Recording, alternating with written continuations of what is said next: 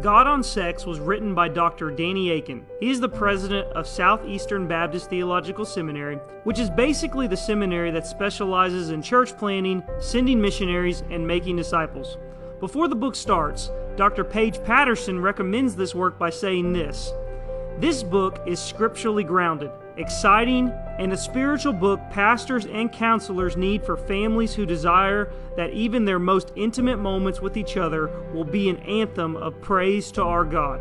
I've decided to briefly summarize some of the biggest things that stuck out to me. Here we go. In the introduction, Dr. Akin goes over the Song of Solomon, chapter 5, verse 1, and he opens with these remarks. Why do I love this book so much? What is its attraction? It is because this side of heaven, outside of having a personal relationship with Jesus Christ, the Son of God, I believe the best thing going is marriage and family. Akin goes through many passages in the Song of Solomon, and he thinks that book specifically is the best guide to sex and marriage. The author says a good marriage and good sex boils down to two things. Number 1, commitment. Number 2, hard work. Moving to chapter 1, how to begin a love story. The Song of Solomon, chapter 1, verses 1 to 8. Akin gives a wonderful list at the end of this chapter about getting started in 7 areas. Here are just some of the things he mentions to begin a love story.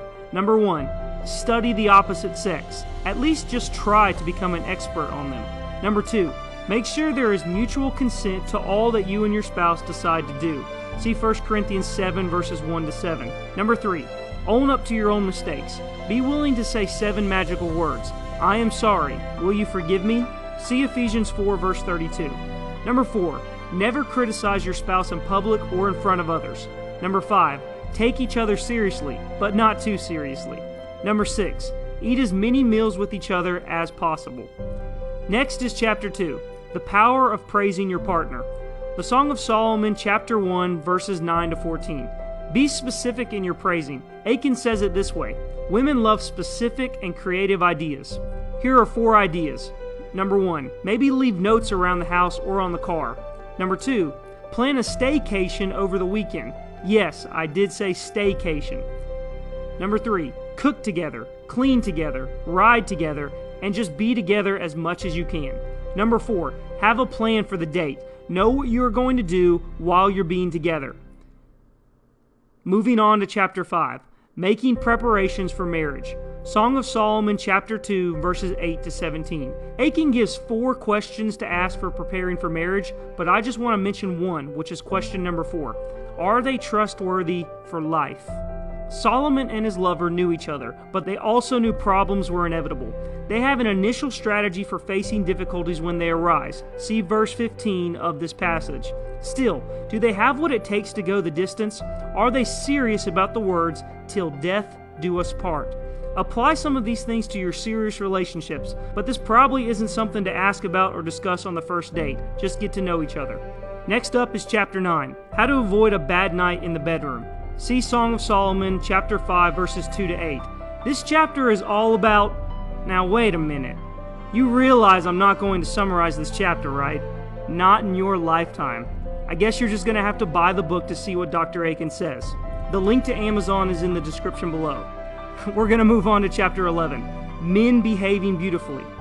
The Song of Solomon, chapter 6, verses 13 to chapter 7, verse 10, shows us that men can behave beautifully. Men can behave as God intended when He created them in His image and saved them through His Son, Jesus Christ.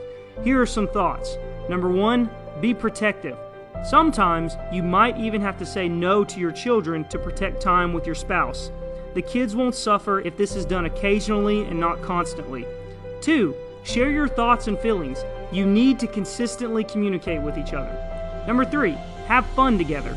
People tend to fall in love with other people who make them laugh and who make them feel good on the inside. It's a simple fact. Finally, we come to chapter 12, a wonder of a woman.